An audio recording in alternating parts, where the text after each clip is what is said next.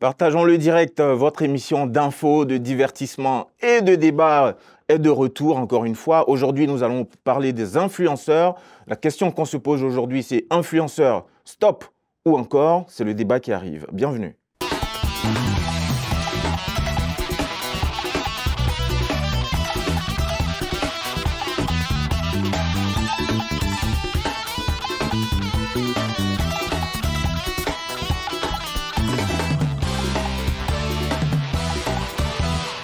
Salut les amis, salut le doc. Ça va? Comment ça va bien?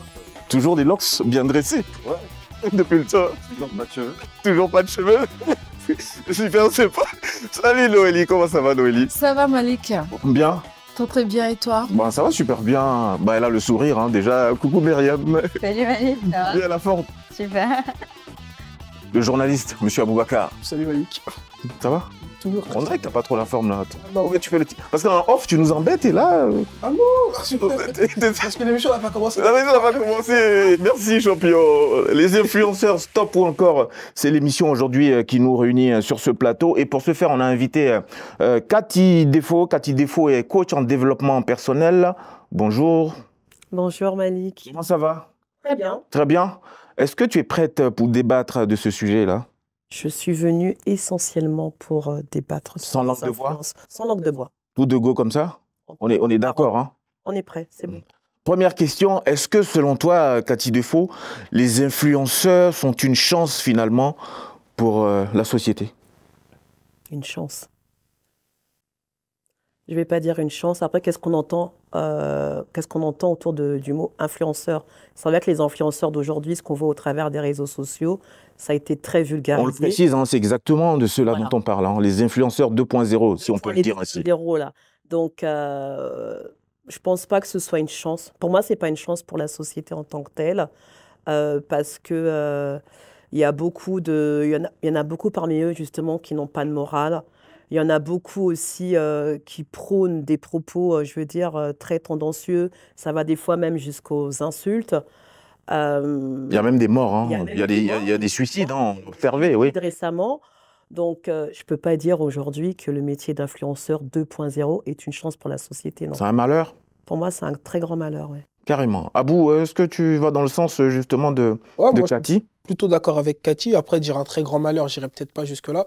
Je pense que comme dans toute chose, il y a un juste milieu. Mais si je devais pencher la balance plus d'un côté, ouais, moi, je suis plus vers le stop. Je pense que... Ah, carrément le stop, toi. vers Tu es franco. En tout cas, moi, je parle des influenceurs, qu'on soit bien d'accord, ceux fabriqués par les téléréalités. Moi, je pense qu'on devrait y mettre fin. C'est la même chose pour toi, Myriam? Tout revient à la définition du mot influenceur. Enfin, moi, je trouve que déjà le mot n'est pas intéressant. Parce que influencer qui, quoi, pourquoi. Donc, si on est un influenceur, je pense qu'on est une fenêtre, une voie qui porte vers une communauté. Après, la question est de savoir qu'est-ce qu'on fait au fait de cette ouverture médiatique, quel message on partage, quelles valeurs on partage. Après, le côté un petit peu inutile, où on raconte sa vie, où on propose des produits. C'est inutile pourquoi? Mais après, ça peut être utile du point de vue divertissant aussi. Ça peut, c'est des personnes, on regarde. Après, il faut avoir un certain recul. Je pense qu'il ne faut pas consommer toutes les choses au premier degré. Mais moi, je trouve déjà que le mot, je n'y adhère pas. Peut-être donner un autre mot en fonction de ce qu'on propose. Est-ce que ça va changer le fond pour autant? Justement, la question est liée au fond. On influence déjà. Quand on dit je suis un influenceur, je trouve que c'est assez négatif parce que tu sais que tu influences, c'est même prétentieux. Et les gens qui suivent, ça veut dire que c'est des influencés. Donc, je trouve que ce n'est pas des termes qui sont vachement, on va dire, valorisants. Sens pour toi? Je trouve que c'est valorisant ni pour celui qui se dit influenceur, ni pour ceux qui se disent influencés. Mais est-ce que certains ne s'en accommodent pas finalement, malgré tout? Parce qu'il y a un marché derrière, parce que c'est des fenêtres publicitaires, parce qu'on sait comment la publicité fonctionne. Donc, une publicité, c'est quoi? C'est cibler une personne à travers un leader d'opinion. Donc, le leader d'opinion, c'est l'influenceur. On lui fait confiance parce qu'on se retrouve en lui, parce qu'on estime qu'il a une légitimité quelque part. C'est pour ça que les personnes suivent, en général, un influenceur, parce que c'est c'est un leader d'opinion qui, pour eux, est légitime pour parler d'un certain message. Et donc, ça ouvre les portes à la publicité. Et donc, après, ça nous renvoie au monde des médias, comment ils se financent, c'est quoi les... comme on peut critiquer peut-être un média ou un journaliste et tout, bah, aujourd'hui, on critique un influenceur parce que, voilà, derrière, il y a la même mécanique de financement et d'influence médiatique. Donc voilà, pour moi, le mot, je trouve qu'il n'est pas valorisant. Après, je ne vais pas juste dire que, voilà, être ultra négatif parce qu'il y a des personnes qui portent de très beaux messages, voilà, qui essaient de partager des choses éducatives, intéressantes, qui permettent aux T'es gens pas de- aussi radical que Non, c'est notre pas ami radical. On ne peut pas être radical sur une notion de société aussi importante. Parce que si Mais elle est là, c'est pas bien de taper un bon coup dans la fourmilière, tape, trancher dans ça le vif devient aussi trop pour négatif. résoudre un certain nombre de soucis. Ça devient trop négatif. Bah, oui, mais ça veut dire que les personnes qui font de bonnes choses, bah, on ne va pas considérer ces bonnes choses-là, on va les mettre tous dans le même panier. Mais Et est-ce ça, que, je trouve que c'est pas est-ce intéressant. que ces personnes-là, c'est pas plutôt les créateurs de contenu, les blogueurs? Est-ce qu'il n'y a pas une différence aussi à faire entre le terme influenceur, créateur de contenu, C'est pour ça blogueur? que je dis le mot, au fait, le mot n'est pas intéressant. Peut-être Mm. trouver différentes variantes pour expliquer justement ce qu'on est en train de faire. Mais j'ai envie de dire influenceur. Est-ce que Le Monde, le journal, par exemple, les journaux qui sont sur les réseaux sociaux, c'est quoi c'est des influenceurs aussi parce qu'ils sont sur les réseaux sociaux? Moi, je trouve que Mais c'est les premiers influenceurs, bien qu'ils soient des médias, hein, malgré tout. Mais on n'appelle pas C'est ça pour des ça que- influenceurs 2.0, on C'est pour ça appelle que ça j'ai des précisé mon journalistes. propos en disant bien, ceux fabriqués par la télé-réalité, stop. Mais ceux qui se fabriquent Oui. par eux-mêmes, tout le monde qui se passe pas par le biais de la télé-réalité. Influenceurs et voilà. coachs, hein, aujourd'hui. Pas tous ensemble. Noélie, d'ailleurs, on est tous sur les réseaux sociaux. Toi, aujourd'hui, tu es également sur les réseaux sociaux. Est-ce que tu considères que cette question du stop ou encore, elle vaut le coup d'être posée finalement? Oui, bien sûr, Marlik, pour te répondre, effectivement, c'est bien de pouvoir réfléchir au-delà. Ce que moi, je pense qu'on devrait faire, c'est peut-être encadrer aussi cet écosystème. C'est un grand marché, hein, encadrer ça, je sais pas. Il faudrait, parce qu'aujourd'hui, on voit aussi les dérives auxquelles on fait face. Maintenant, arrêter, stopper, c'est trop brusque, parce que je dirais, en On est fait, tous lancés, quoi. on est tous lancés. Ça fait partie de notre quotidien, en fait. Donc après, maintenant, c'est réglementer les choses, ou peut-être bien qu'il y ait des process plus ou moins, si on peut dire, en fait, un influenceur, ou comment on peut l'appeler, la personne ne s'improvise pas. Il faut vraiment qu'il y ait une qualification derrière, une qualité, parce qu'aussi l'enjeu derrière, comme disait Myriam tout à l'heure, c'est les influencer, comme on peut dire, toutes ces personnes en fait qui vous suivent, et notamment la jeunesse aujourd'hui, parce que même les jeunes, les enfants, on est tous en tant que parents. Aujourd'hui, un enfant de 10 ans a accès à un téléphone portable, donc a accès à l'Internet, et s'il n'y a pas de surveillance derrière, il n'y a pas d'encadrement, même, ça remet même en jeu l'éducation que vous, en tant que parents, vous apportez à vos enfants. Donc, il faut qu'il y ait vraiment l'implication, aussi bien certes qu'on dit société ou le gouvernement, mais plus de surveillance aussi des parents. Voilà. Donc, Dio, est-ce que toi, tu es inquiet pour l'avenir par rapport à cette question des influenceurs, des influenceuses? Moi, déjà, je suis assez mitigé par tout ce qui s'est dit, à la fois un peu d'accord sur les termes. Je pense que déjà, il y a deux termes qui sont assez dangereux. C'est le terme d'influenceur, qui pour moi est pas légitime, et le terme de télé-réalité. Là, t'es comme Myriam, en fait. La télé-réalité n'est pas du tout réelle. C'est pas la réalité, et c'est là que ça induit en erreur certaines personnes. Et on parle beaucoup des jeunes, mais des adultes aussi hein, sont très influencés par ça. Et moi, je suis pas d'accord pour le stop, parce qu'en fait, on est dans un monde où on prône beaucoup la liberté d'expression, et chacun a le droit de s'exprimer, chacun a le droit de faire. On a les réseaux sociaux, on a Internet, on est qui pour dire toi c'est bien ce que t'envoies, toi c'est pas bien, toi c'est. Je veux dire qu'on a la liberté d'expression. Maintenant, il y a un travail à faire derrière, un travail d'éducation, comme disait Noélie, d'encadrement, d'avertir nos enfants, de leur montrer et leur dire que voilà, ce que tu vas voir n'est pas forcément la réalité, c'est pas forcément vrai. Il faut que tu pèses le pour et le contre. Il faut aussi qu'on ait confiance en nos éducations. Et il faut qu'on prenne nos rôles à cœur en tant que parents, en tant que représentants des corps enseignants, de l'État ou de métiers sociaux. Que chacun joue sa partition. Ouais.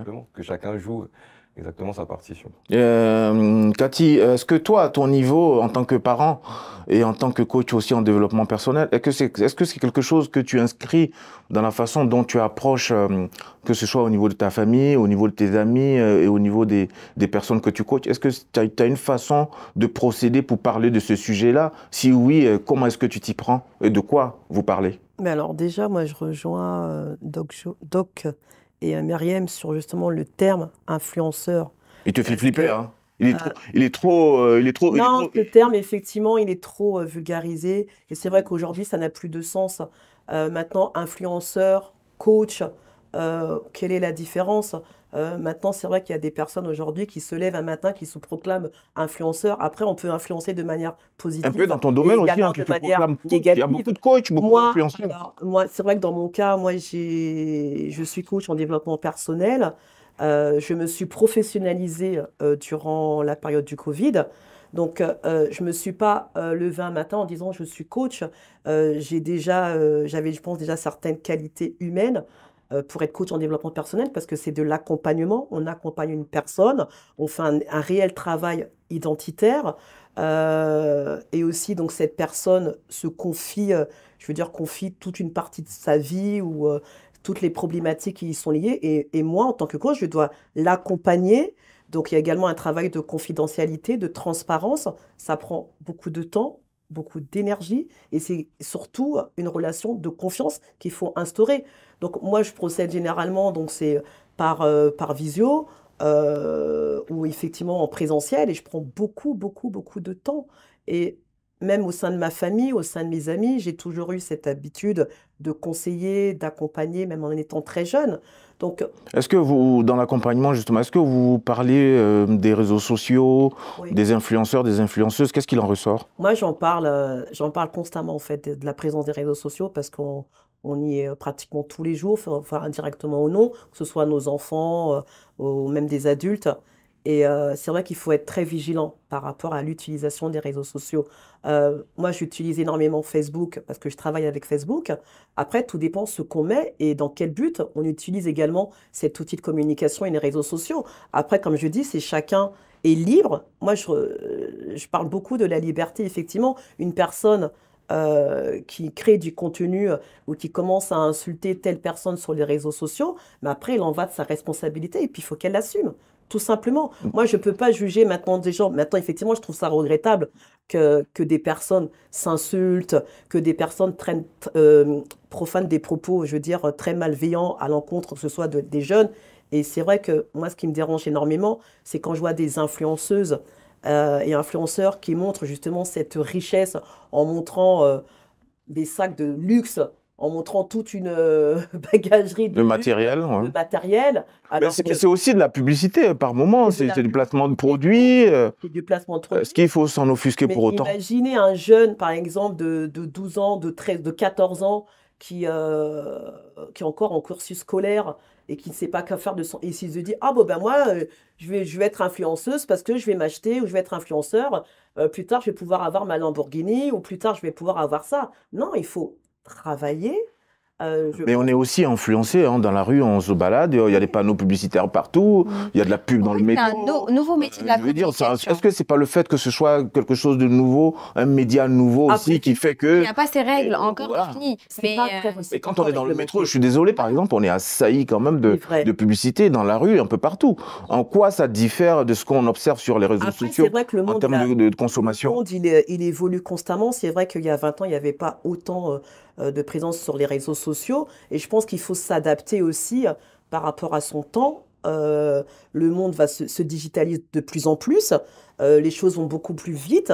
Mais c'est important aussi, je pense, en tant qu'individu, de pouvoir faire travailler aussi sa conscience.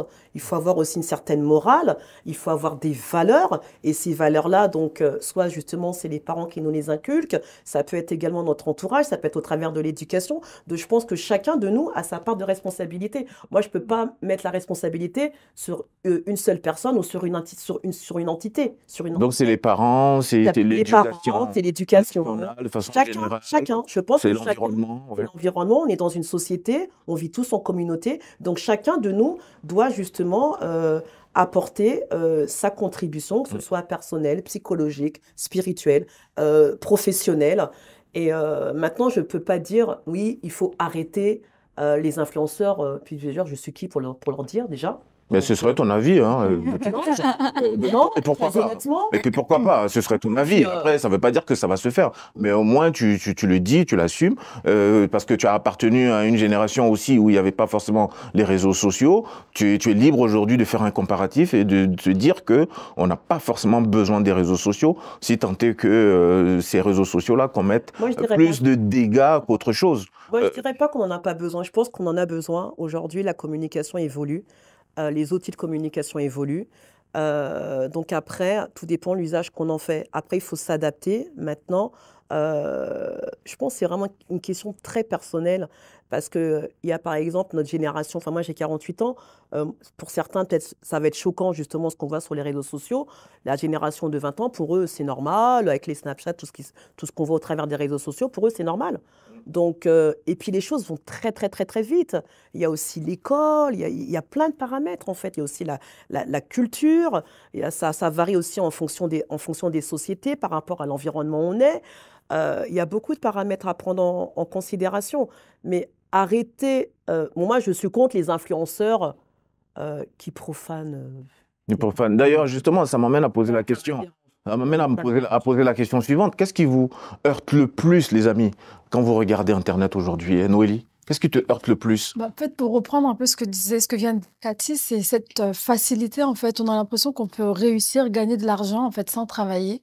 Aujourd'hui, il y a des jeunes qui se disent, bah, moi, je vais être youtubeur ou voilà, youtubeur parce que en faisant telle ou telle activité, je vais gagner de l'argent. Donc, ils oublient en fait cette notion d'implication. En fait, l'argent, pour en gagner, bah, il faut travailler. Ça demande quand même un effort. Mais on avait reçu un invité dans une autre émission qui nous disait que c'est un travail. Il paye aujourd'hui ses impôts quand il fait ses vidéos. En fait, on ne réalise pas que quand c'est bien fait, c'est un métier de la communication. Oui, c'est un métier. C'est pas juste une personne devant son téléphone ou devant sa caméra. Parce qu'être un youtubeur, c'est difficile.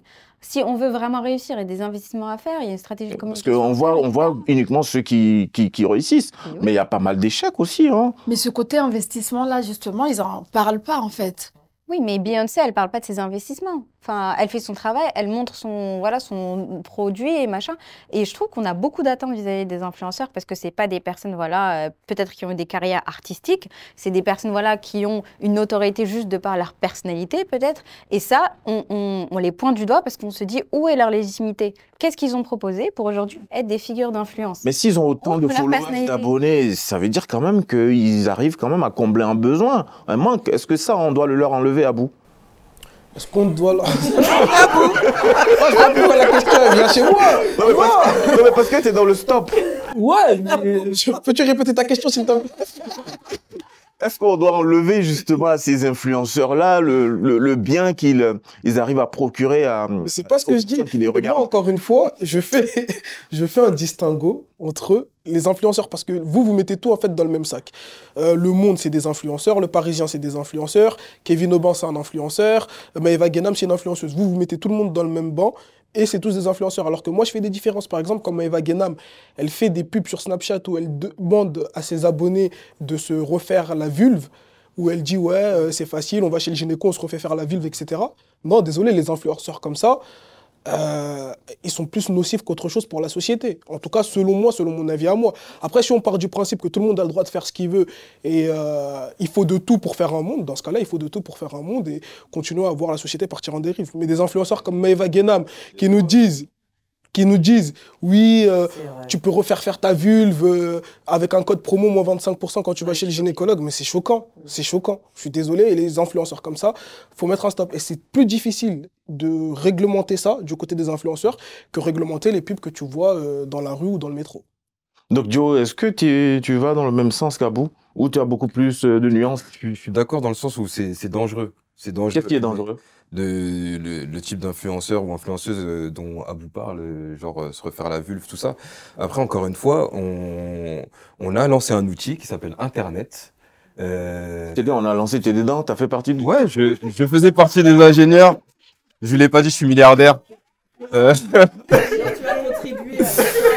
Non, mais de toute façon, on contribue tous. Internet, c'est un outil génial. Maintenant, ça ouvre la parole. Et ça ouvre la parole. Malheureusement, tout le monde a droit à la parole, que ce soit quelqu'un de malveillant ou que ce soit quelqu'un de malveillant. Ouais, heureusement ou malheureusement. Faut savoir qu'il y a des influenceurs aussi qui sortent de télé-réalité ou quoi et qui apportent des choses incroyables aussi, qui apportent la parole. Je pense à des combats comme la lutte contre le racisme ou les MeToo, des choses Ouais, comme les ça. violences conjugales. Voilà, ça apporte plein de choses aussi.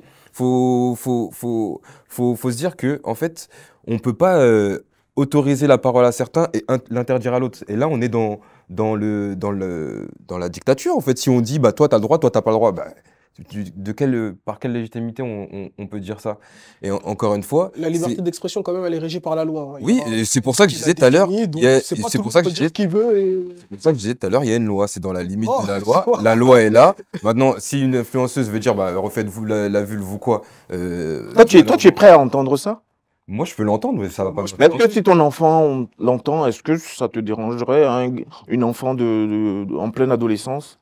Est-ce que Bien sûr, ça me dérangerait. t'as ton enfant qui regarde une vidéo où on lui demande justement de se refaire la vulve? Bien Est-ce sûr, que ça me c'est quelque dérangerait. chose- Maintenant, c'est l'accompagnement qu'il y a derrière. Mhm. Moi, je peux faire aussi confiance en mon éducation. Je peux me dire que moi, aujourd'hui, je regarde des films super gore de films d'horreur et je sais pas pour autant que demain, je vais aller trucider quelqu'un.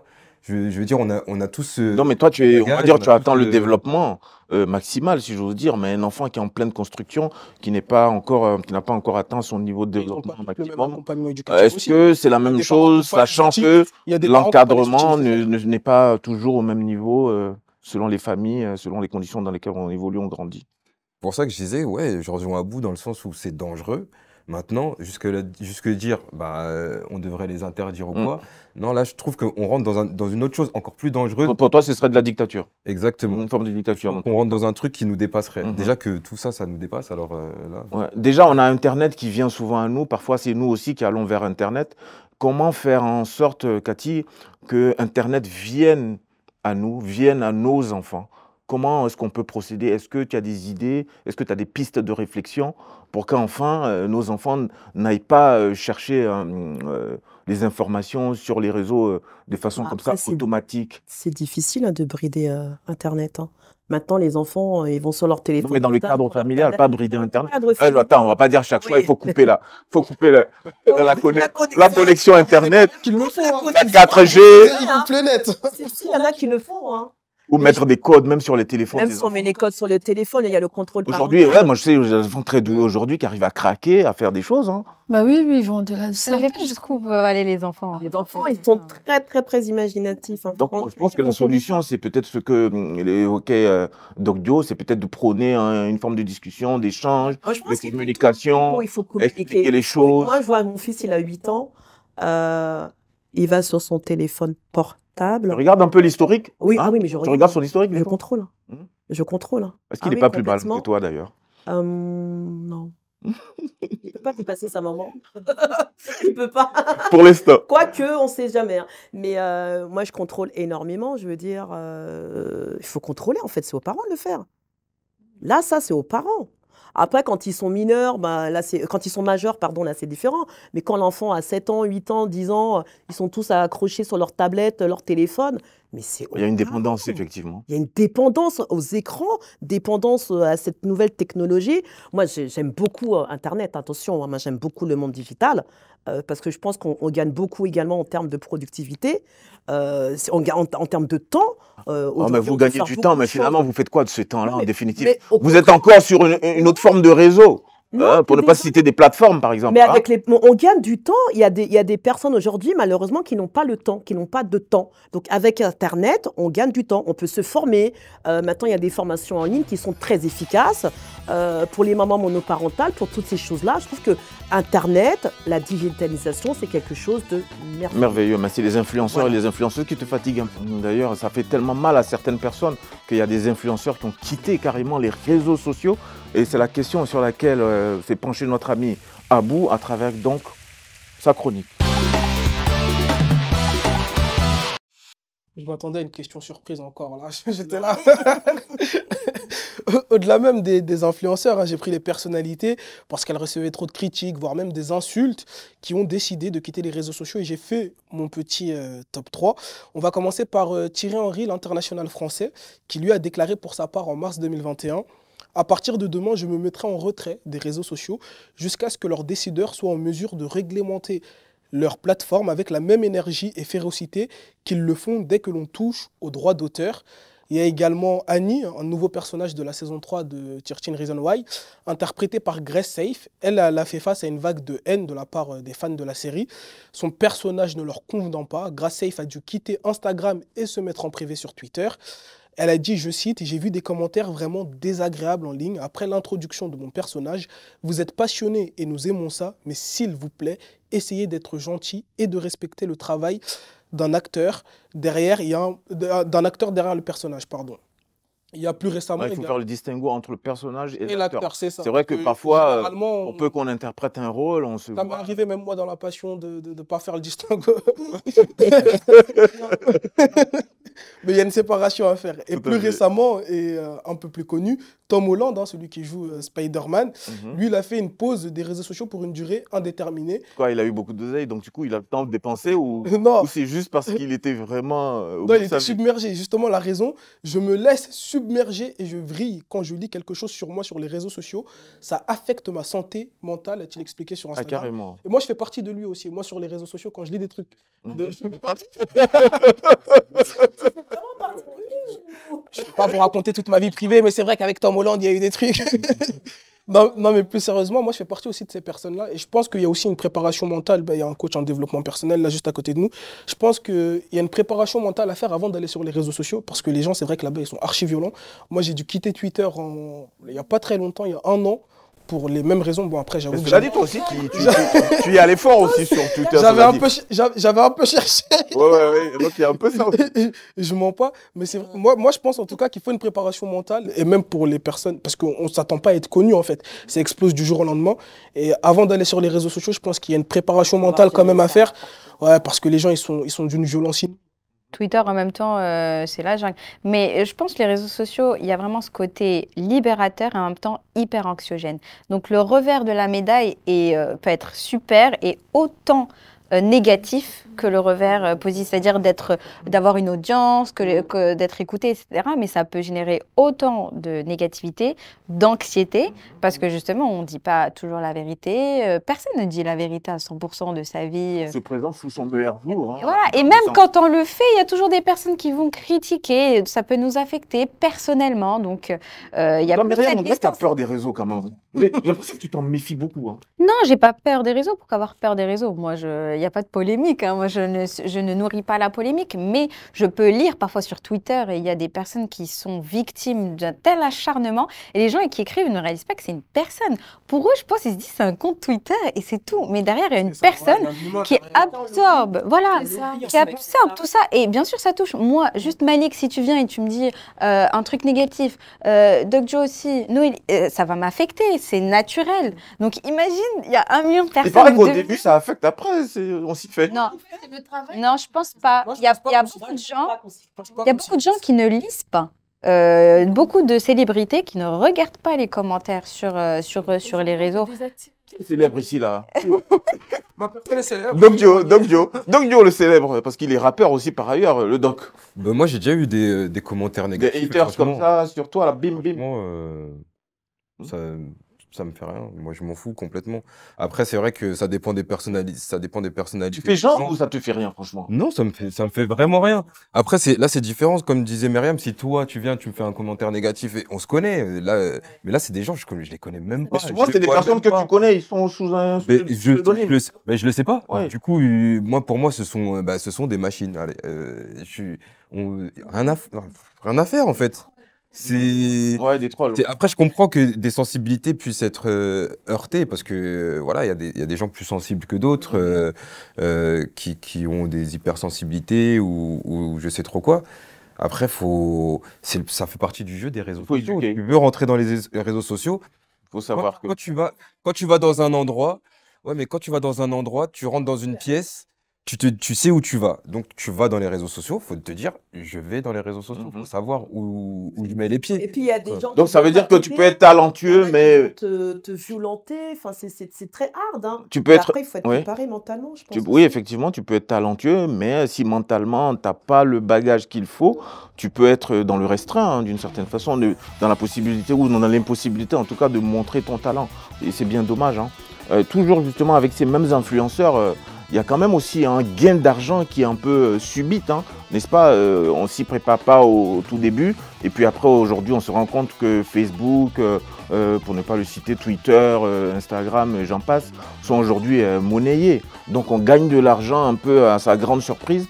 Ça peut être aussi quelque chose qui déclenche une forme de pétage de plomb. Comment gérer tout cet argent-là, justement, c'est l'affaire de Noélie à travers Faire d'argent. Merci Malik. Donc oui, affaire d'argent. On a vu hein, tout cet essor d'influenceurs, bah, ça vient avec l'effet surprise, notamment bah, Comment on gère ça? comment gérer l'argent. Et j'ai même envie de dire comment bien gérer cet argent qui nous arrive avec surprise, inattendue, de façon Et inattendue. pour notre téléspectateur, Noélie est conseillère en patrimoine. Donc c'est la ministre des Finances de Patagon le direct, de l'équipe. Voilà, madame, celle qui garde l'oseille de l'équipe. De la même manière, en fait, je vais rebondir un peu par rapport au sujet précédent, mais en fait, ça se rejoint. À partir du moment où on décide d'aller sur les réseaux sociaux, en fait, il faut se faire accompagner. Et c'est pareil, en fait, dans la finance. Donc, à partir du moment où influenceur ou pas influenceur, on commence à générer de l'argent, à gagner de l'argent, bah, il faut commencer justement à apprendre comment le gérer. Et le gérer, ça veut dire quoi? C'est juste comment l'utilisation que vous allez en faire entre vos charges et aussi vos dépenses et aussi l'épargne. Parce que, en fait, Trouver l'équilibre. trouver l'équilibre, c'est ça. Donc ça, c'est déjà des basiques pour toutes les personnes. Après, maintenant, nous, dans les professionnels, ce qu'on conseille, bah, c'est 50% de ces revenus pour les charges fixes, 30% pour les loisirs, mais bien entendu, après, c'est à chacun de l'adapter, et 20% pour l'épargne que vous pouvez utiliser plus tard pour des investissements. Et ben, ça demande aussi l'éducation. Pour bien gérer cet argent de façon qui arrive de façon massive et de façon surprise, ça va demander de s'informer. Comment s'informer avec soit son conseiller en banque, on peut commencer déjà avec son conseiller en banque, avec son entourage évidemment, mais surtout quand ça arrive massivement, et même avant que ça arrive massivement, faire appel à un professionnel. Aujourd'hui, comme Cathy, aujourd'hui coach en développement personnel, de la même manière que vous pouvez aussi faire appel à un conseiller en gestion de patrimoine qui va vous Mais accompagner. rapidement, c'est quoi la différence entre le conseiller de banque et le conseiller en gestion de patrimoine? C'est quoi le bien fondé de la démarche d'aller vers le second Le conseiller patrimoine? le conseiller en gestion de patrimoine privé, en fait, donc il travaille pour vous, pour vos intérêts. Il est là vraiment pour défendre vos intérêts. Et vous C'est le spécialiste. le spécialiste. C'est quand des votes à l'argent. Ouais. Non, non, ça c'est les idées reçues. De banque. Qui va même encore aujourd'hui se s'occuper de banque? Patrimoine, déjà, c'est que. Quand on a le patrimoine, j'arrive à un niveau là. Mhm. Ça, c'est les idées reçues, en fait. Comme on constate que le mot patrimoine fait peur à beaucoup d'argent, alors qu'aujourd'hui, à partir de 50 €, c'est tout à fait possible de se constituer son patrimoine. Ah ouais? Tout à fait. Ah ouais? Voilà, 50 € c'est parti. Ouais. c'est ça, en fait. C'est le patrimoine à pouvoir. En fait, 50 comment- dollars. Comment on va arriver à constituer son patrimoine? Justement, c'est avec le temps, on parle de la patience. Donc, plus tôt on va commencer, mieux c'est. Et à terme, ça va aboutir à un patrimoine.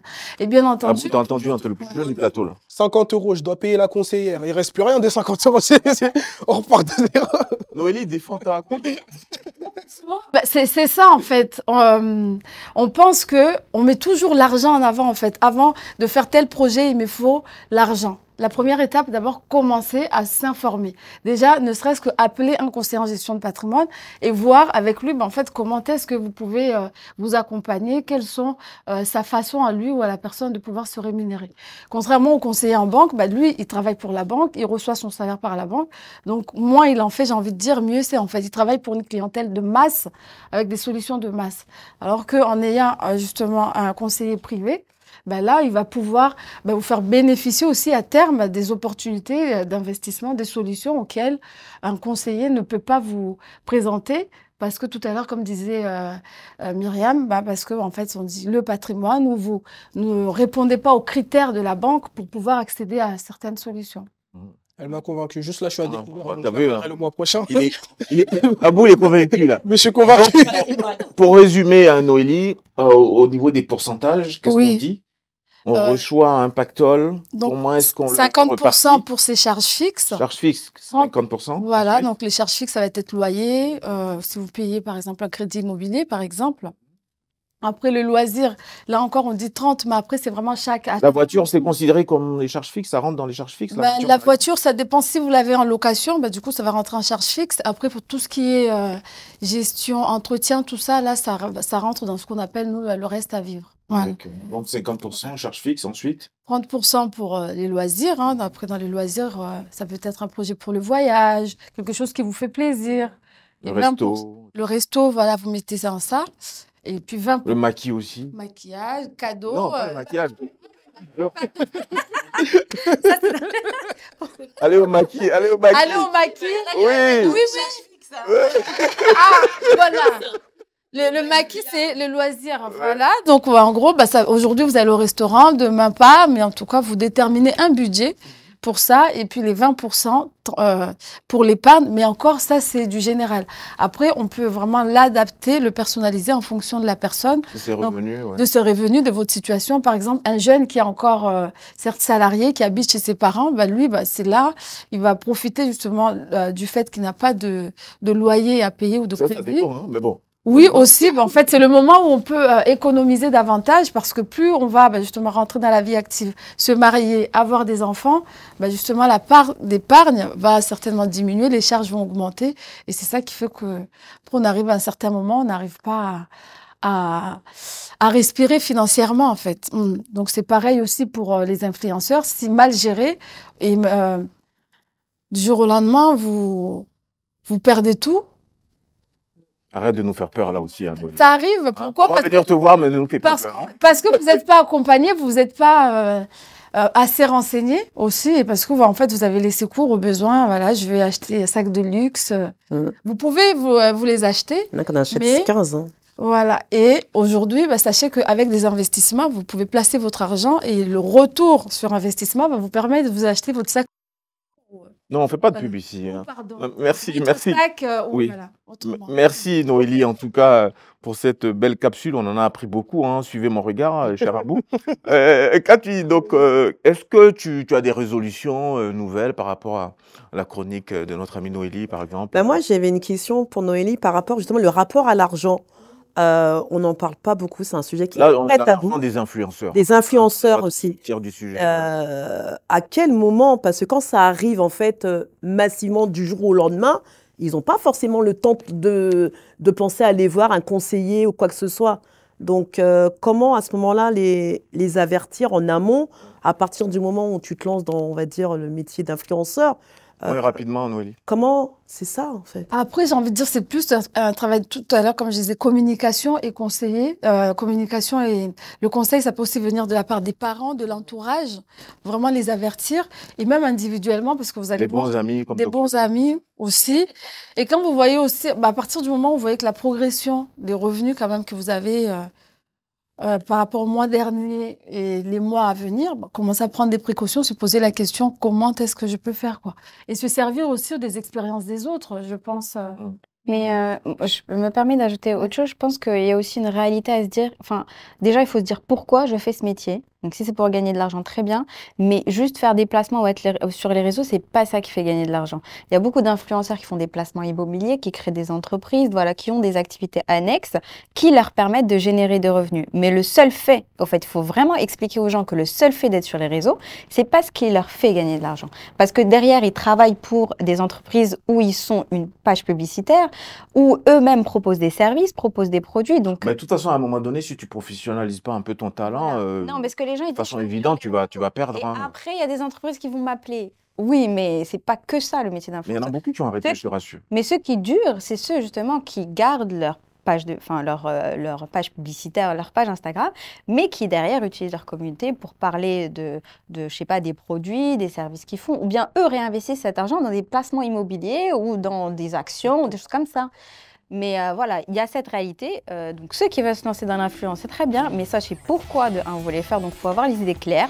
C'est pour faire de l'argent, il faut avoir une stratégie derrière, pas juste venir et montrer sa plus belle photo. Il faut avoir une stratégie derrière, une stratégie économique, une stratégie de communication. Il faut savoir peut-être s'entourer des bonnes personnes, des bons outils et surtout se dire comment est-ce que je place pour après avoir des revenus qui sont générés de ces placements financiers. Tu gardes la parole, hein, Myriam. Ça va nous permettre justement d'aller dans ta chronique aujourd'hui. Tu nous présentes l'influente Waris Dirie. Waris Dirie, qui est l'auteur d'un livre best-seller qui s'appelle Fleurs du désert de Somalie à l'univers des top modèles. Un livre qui est bien connu, je pense, et qui doit vous faire penser à une C'est ton très modèle célèbre... d'influenceuse pour toi, hein, c'est ça, hein, c'est un peu ça. Non, c'est pas une influenceuse pour moi, c'est une personne qui a utilisé sa célébrité et sa notoriété pour en faire quelque chose de positif. Pour influence. Exactement. Donc, Donc, Mais- tu es l'influenceuse. mais c'est pas une influenceuse 2.0. C'est pas dans le sens, c'est une personne, voilà, c'est une célébrité consciente. Pas du tout. Donc voilà, Waris Dirie qui a écrit ce livre il y a bien longtemps et aujourd'hui qui est en format poche. Donc à l'époque, je pense qu'il est sorti dans les années 80-90 et il s'est vendu à environ 11 millions d'exemplaires. Donc pour savoir, hein, là, les livres, quand on les sort, s'ils font 3000 exemplaires, c'est bien. Donc je vous laisse imaginer ce que ça signifie de faire 11 millions d'exemplaires. Donc pour en revenir à son histoire, c'est Waris Dirie, une Somalienne, top modèle international. Donc top modèle, c'est vraiment les plus grands mannequins de l'histoire, qui, elle, a eu un destin vraiment formidable parce qu'elle est née dans une région reculée de Somalie et elle a quitté son pays pour l'Angleterre où elle a été repérée et où finalement elle a commencé sa carrière de mannequin. Dans ce livre, ce qu'elle raconte, c'est vraiment une expérience traumatisante, celle de son excision à 5 ans, qu'elle raconte dans les plus grands détails et qui sont vraiment prenants et douloureux. Mais surtout, elle nous raconte aussi à 13 ans le fait d'avoir échappé à un mariage forcé avec un homme très âgé, donc un mariage obligé par ses parents. Et donc, elle a complètement refusé cette union. Elle s'est échappée dans le désert. Donc, pendant des jours, elle a erré. Et donc, sans vous raconter tous les détails, elle arrive à Mogadiscio, la capitale de la Somalie. Finalement, elle parvient à devenir une domestique à l'ambassade de Somalie de Londres, mais on sait de par l'histoire qu'il y a eu un renversement en Somalie et donc l'ambassade a juste déserté et l'a laissée comme ça en plein milieu de la ville, sans rien, sans ressources ni repères. Donc seule à Londres, elle commence à travailler dans un fast-food et c'est là où vraiment sa vie change parce qu'elle est repérée par un photographe anglais qui s'appelle Terence Donovan et qui lui va contribuer à changer vraiment sa carrière. Donc grâce à lui, elle devient top modèle, la grande top modèle qu'on connaît tous. Donc comme je vous le disais, elle a vendu ce livre. C'est top modèle. Top modèle. C'est la grande sœur, le grand frère. Top modèle, c'est vraiment Au-dessus. c'est le maximum. Voilà. C'est-à-dire top modèle, c'est mannequin déjà à la carrière internationale et avec les rémunérations les plus hautes. Donc c'était pas, c'est pour ça que j'insiste. Ouais, non, mais c'est pas rien, c'est pas rien. Et au vu du succès, en 2009, un film au même nom, donc Fleurs du désert, donc Waris Fleurs du désert est sorti. Qui a eu son rôle, c'est justement Lia Kebede, une actrice éthiopienne qui est aussi en couverture du livre. Elle a sorti aussi un autre livre qui s'appelle L'Aube du désert et qui raconte justement son retour en Somalie après sa carrière donc de top modèle. Mais surtout, ce qu'elle raconte dans ce livre, c'est son combat contre l'excision et justement la douleur personnelle qu'elle a reçue par rapport à cette expérience traumatisante. Et dans le livre, je cite, elle dit une femme non excisée est considérée comme impure, obsédée par le sexe et impossible à marier. Donc il y avait vraiment cette pression sociale pour une pratique aujourd'hui qui est complètement injustifiée parce qu'on voit qu'elle n'a aucun bienfait, on va dire, ni physique ni moral, bien au contraire. Ça a des risques d'hémorragie, ça peut causer des problèmes d'infertilité, des problèmes justement de grossesse, donc ça a que des aspects négatifs. C'est une mutilation génitale féminine connue et avérée. Et justement, elle a utilisé cette expérience personnelle et sa notoriété pour agir justement à essayer de combattre cette pratique, on va dire, inutile aujourd'hui, scientifiquement prouvée. voilà, est atroce et traumatisante. Et donc, elle a beaucoup travaillé avec les Nations Unies, justement, et elle a été ambassadrice de bonne volonté pendant de longues années contre les mutations génitales faites aux femmes. Et à titre personnel, elle a ouvert en 2002 une fondation qui s'appelle Desert Flower Foundation à Vienne pour sensibiliser contre justement les mutations génitales. Et cette fondation permet de financer des écoles et des hôpitaux dans son pays qui est la Somalie. Donc voilà, un exemple pour moi d'une personne qui a une autorité, qui a une communauté qui est visible et qui l'a utilisée pour... Parce que généralement, un influenceur parle aussi de son expérience personnelle, de ses traumas personnels, de ses réussites personnelles. Donc elle est partie de son expérience personnelle et elle a essayé de combattre justement cette pratique aujourd'hui qui persiste. On parle beaucoup aujourd'hui des excisions en Afrique de l'Ouest, de l'Afrique de l'Est, mais il faut savoir qu'aujourd'hui, le pays où il y a le plus d'excisions, c'est l'Égypte. Donc voilà, il y a toute cette déconstruction aussi, on va dire culturelle, de ce que c'est, ce que ça provoquait, les risques, et surtout d'essayer de le combattre à travers l'éducation et la santé. Donc voilà, big up à Waris Dirie, qui est toujours en vie, hein. Elle a aujourd'hui, je pense, 57 ans environ, donc elle continue son combat de manière légitime aussi. Donc il y a cette question de légitimité parce qu'elle a vécu ça, parce qu'elle a l'ouverture pour le faire. Et elle le fait très bien en s'associant avec les institutions qui permettent de le faire et qui permettent d'avoir surtout un impact sur le terrain pour changer positivement la vie de gens et surtout de beaucoup de femmes. Merci Myriam. Réaction rapide de notre invitée Cathy avant de retrouver notre ami Doc Joe. Très bel exemple d'influenceuse de manière positive, de son histoire personnelle, de justement, donc elle souhaite impacter toutes ces femmes donc, dans ce combat. Donc c'est un très très bon exemple et moi je l'encourage. Merci à toi. Le buzz avant le travail, c'est l'affaire donc de notre ami Doc Joe. Doc Joe, aujourd'hui, dans Urban Focus, tu as décidé de t'arrêter sur un top 3. Top 3. On découvre ça juste après le jingle. Alors vous me connaissez, hein, j'ai été bercé. Non, on ne te connaît pas. Américaine. On ne te connaît pas. On ne te connaît pas, Doc Joe. Bah, du coup, je vais vous parler de certains artistes qui ont fait des buzz assez spéciaux. Alors, soit par eux, soit malgré eux. On va commencer par Lil Nas X. Lil Nas X, ce que vous connaissez. Lil Nas X. Non, il ne connaît pas, on dirait. C'était un. Non, elle étudie seulement, continue. En fait, c'est un rappeur américain qui, de base, avait fait un peu le buzz en faisant une musique country, en rap, qui avait un peu voilà, fait parler tout le monde. Et là, en fait, il a fait son coming out via Twitter en 2019 en disant ceci. Certains d'entre vous le savent déjà, certains s'en fichent, d'autres vont arrêter de me suivre, mais avant la fin du mois, je veux que vous prêtiez attention à Closer. Closer qui est un titre, un de ses singles, où il fait clairement son coming out. Et il ponctue ce message par un arc-en-ciel. Voilà. Du coup, ça Symbole LGBT, ouais. symbole LGBT, voilà, ça a fait beaucoup parler. Et juste derrière, il avait un EP qui est sorti. Du coup, on peut se poser la question, est-ce que c'est fait exprès à ce moment-là de lancer cette information ou pas? En tout cas, ça a fait le buzz. Ensuite, il y a un buzz un peu moins foufou, qui est même un buzz morbide. Je vais parler du rappeur Takeoff. Takeoff, qui est rappeur du groupe Migos, pardon, qui est mort à l'âge de 28 ans, tué par balle à Houston en 2022. Bouleversement dans le monde du hip-hop, ce qui induit une augmentation des ventes avec une augmentation des streams. Du coup, C'est assez classique, ça. Hein. c'est assez classique, surtout que cette année-là, il y a eu beaucoup de rappeurs qui sont décédés face à certaines rixes ou des règlements de compte et tout.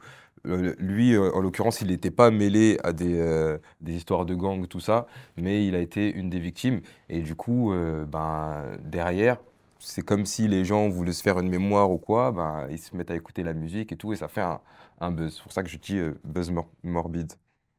Ensuite, on a le buzz un peu, pas loin du morbide, mais un peu bizarre. Je vais parler d'R. Kelly.